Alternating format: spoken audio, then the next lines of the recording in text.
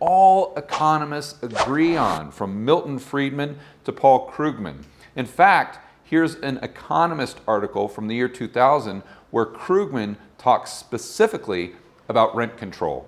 Among the best understood issues in all of economics, and among economists anyway, one of the least controversial, and that's Krugman talking about rent control. Now let's look at why rent control is so bad. Reason number one, rent control is basically a price control. And we know that if we put a limit on a price of something, that we're also going to limit the supply. Here's a quick graph of rent and housing supply. So on our vertical axis, we've got the price of rent. So rents are going up here. And here we've got our housing supply on our horizontal axis. So the further we go out, the more supply that we get. If you cap rents right about here, you draw that straight line over, and you're also going to be capping housing supply. To make this even more straightforward, let's use gas as an example. If it costs $1 to produce a gallon of gas, and the government comes in and says, no, that's way too high of a price. Let's make it 90 cents. What's going to happen to the supply of gas? Obviously, if it costs more to produce than you can sell it for, the quantity or the supply of gas is going to go down. To illustrate this, let's look at an article regarding the 1970s when Nixon put price controls on gas. Price controls turned a minor adjustment into a major shortage. He went on to say the best response would have been to let prices rise, giving oil companies an incentive to produce more, and consumers an incentive to concern. But this basic level of economics is seldom understood by the public, which often demands political solutions that turn out to make matters worse. And like I always say, the cure for high prices are high prices, but you've got to combine that with also relaxing the building codes. Let's look at Houston and Los Angeles. It's always a good example to use. Where LA, they've got tons of building codes, where Houston, they don't have very many building codes at all. The result is both places you have a very similar median income, but the cost of housing is far lower in Houston. Another great example is right here in Medellin, Colombia. There's very few restrictions on building here, so for residential, they build up, which keeps the prices reasonable. Let's cut to a drone shot so you can see exactly what I'm talking about. So a counter argument would be, George, this isn't a price ceiling, it's just a price control. In other words, that we allow for price increases based on the rate of inflation. This is such a bad argument that I'm going to smack it while I'm doing lat pulls in a suit. Watch this. First of all, it doesn't consider that the rising prices of building can increase faster than the CPI or the rate of inflation. Second, rent control is implemented in cities once prices already get too high, which by very definition means that the builders can't build any more supply at a profit. So any small increase to the rents is really a moot issue. Really, the solution is pretty simple. Just relax building codes and let the free market work. Counter argument, smash! Reason number two, low-income renters actually get pushed out of the housing market.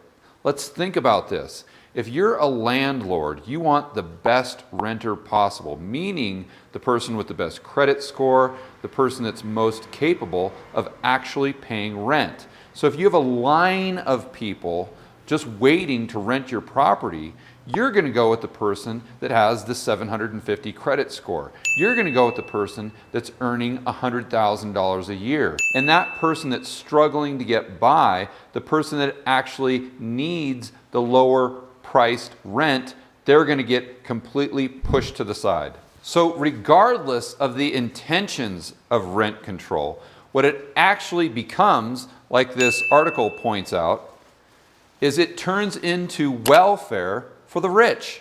So another counter argument is gentrification, meaning when new construction comes in, it takes out those old buildings where the low rents were. In other words, it displaces low-income renters. Let's look at this example right here. Behind me is some older buildings, some older properties, and the rent in here would most likely be pretty low. Right across the street, if you pan over there, we've got the brand new click-clack high-end luxury hotel. They built this within the last 6 months to a year. Before they built this, that entire block was housing just like this.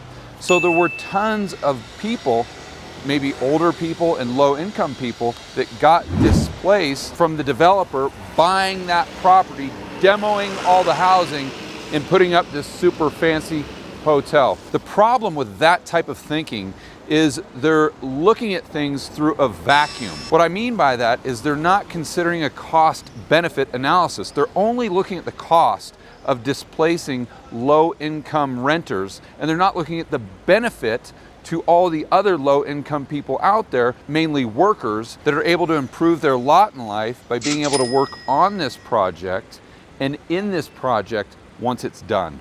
So this hotel with 123 rooms, 4 restaurants, and an upstairs bar created at a minimum 80 very good paying jobs.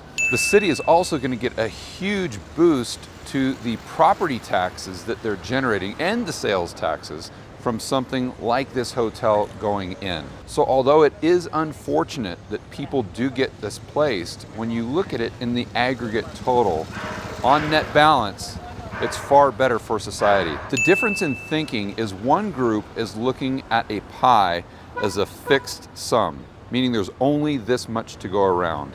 The other way of looking at it with gentrification, if you approve of gentrification, you're really understanding that the pie can expand.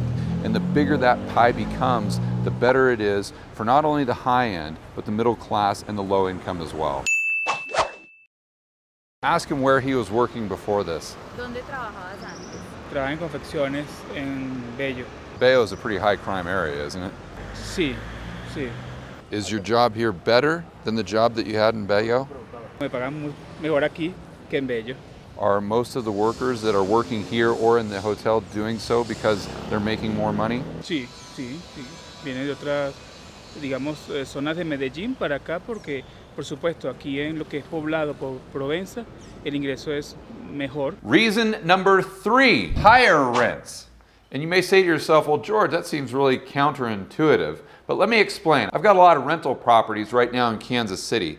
And if the government came in and told me that the maximum amount that I could increase rents annually was 7%, I would absolutely do that. Why? Because there would be much higher demand for my rental property because of that restricted supply. Without that artificially high demand, I would think twice about raising my rents by 7%, or maybe even raising my rents at all if I had a renter in there that I knew was a great renter that took care of my property and was paying rent on time every single month. Another reason why I would make sure that I raised rents by at least 7% every single year is I don't know when the government is going to come back in and tell me that now I can only raise rents by 2% per year. It's like so many other government programs where the results are actually the opposite of the intentions. Reason number 4, rent control creates a horrible misallocation of resources. If you're a home builder in one of these markets where there's rent control, the only place where you can actually make profit is at the high end, at the luxury end.